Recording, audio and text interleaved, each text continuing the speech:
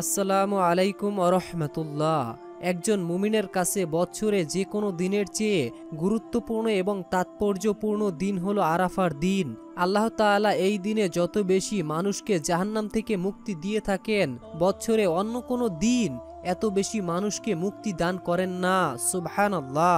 ইসলাম প্রিয়দিনী ভাই এবং বোনেরা, আজ আমি আপনাদের সঙ্গে আলোচনা করব যে আরাফার দিনে অথবা রাতে আপনারা যে দোয়াটি পড়লে আপনার জীবনের সব গুনাহ মাফ হবে, আপনার পরিবার সংসারে রিজিকে বরকত আসবে, আপনার মনের আশা পূরণ হবে, বৃষ্টির মতো রিজিক আসবে।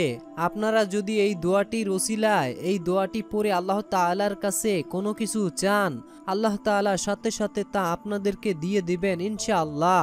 মনের ভিতরে শতভাগ বিশ্বাস এবং ইয়াকিন নিয়ে আমলটি জীবনে একবার হলেও করবেন। এই উদ্দেশ্যে ভিডিওটি না টেনে একদম শেষ পর্যন্ত দেখতে থাকুন। ইসলাম প্রিয় দিনী ভাই এবং বোনেরা, আমরা এই প্রথমবার নারীদের ছবি ছাড়া কিংবা হারাম কোনো ছবি ছাড়া ইউটিউবে ভিডিও দিয়ে থাকছি। এই বিষয়টি যারা পছন্দ করেছেন, আপনাদের জন্য দুনিয়াতে এবং আখেরাতে আল্লাহ তাআলা উত্তম প্রতিদান দেবেন। তো আপনারা যারা এরকম ভিডিও আপনার মোবাইলে পেতে চান, এজন্য অবশ্যই এই চ্যানেলটিকে সাবস্ক্রাইব করে ও আমাদের ভিডিওটির কমেন্টে মাত্র 3 বার আমিন লিখে দোয়াতে শরীক থাকুন। প্রিয় দিনী ভাই এবং বোনেরা, আরাফার ময়দানে অবস্থান হজের অন্যতম আমল। আরাফার ময়দান মক্কা থেকে 22 কিলোমিটার দূরে অবস্থিত। এখানেই রাসূল সাল্লাল্লাহু আলাইহি ওয়াসাল্লাম এক ঐতিহাসিক ভাষণ প্রদান করেছিলেন, যা ইতিহাসে বিদায় হজের ভাষণ হিসাবে পরিচিতি।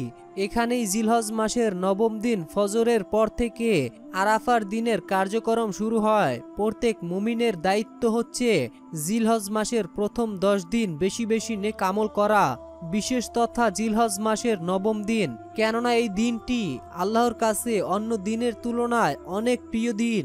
বছরে অন্য দিনের আমলের সওয়াবের চেয়ে এই দিনের আমলের সওয়াব দ্বিগুণ। তেমনিভাবে এই দিনের আমল ও সওয়াব আল্লাহ তাআলার রাস্তায় ব্যয়কারীদের থেকে উত্তম।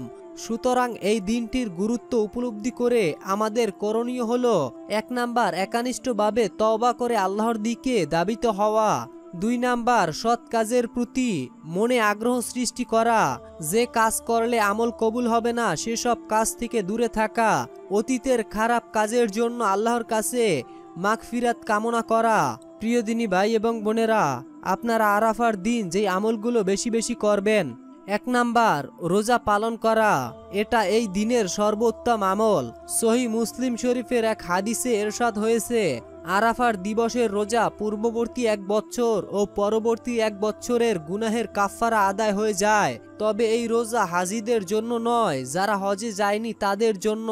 হাজীদের জন্য আরাফাতের দিবসের রোজা রাখা মাকরুহ।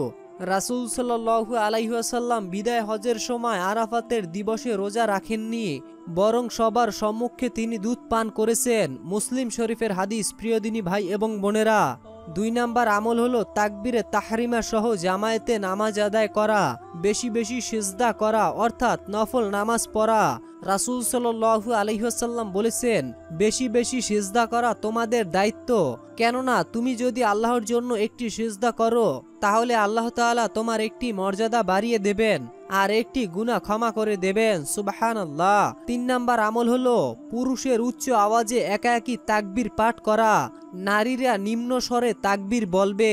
4 নাম্বার আমল হলো আরাফার দিন বেশি বেশি দোয়া পাঠ করা। আরাফার দিনের উত্তম দোয়া হলো যেগুলো রাসূল সাল্লাল্লাহু আলাইহি ওয়াসাল্লাম ও পূর্ববর্তী নবীরা পাঠ করেছেন। ওই সব দোয়ার অন্যতম হলো লা ইলাহা ইল্লাল্লাহু ওয়াহদাহু লা শারীকা লাহু লাহুল মুলক ওয়া লাহুল হামদু ওয়া হুয়া আলা কুল্লি শাইইন কাদির। 5 নাম্বার আমল হলো চোখ, কান ও জিহ্বাকে হারাম কাজ থেকে বিরত রাখা।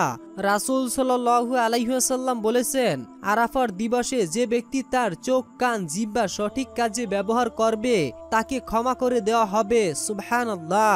6 নাম্বার আমল হলো কোরআনুল কারীম তেলাওয়াত করা, কোরআনের অর্থ ও তাসবিহ পাঠ করা। 7 নাম্বার আমল হলো রাসূল সাল্লাল্লাহু আলাইহি ওয়াসাল্লামের প্রতি দুরূদ পাঠ করা। 8 নাম্বার আমল হলো সৎ কাজের আদেশ করা, অসৎ কাজ থেকে অন্যকে বিরতি রাখা। আল্লাহ তাআলা সবাইকে আরাফার দিবসের মতো একটি গুরুত্বপূর্ণ দিনে বেশি বেশি নেক আমল করার, সঠিকভাবে সম্পূর্ণ করার তৌফিক দান করুন, আমিন।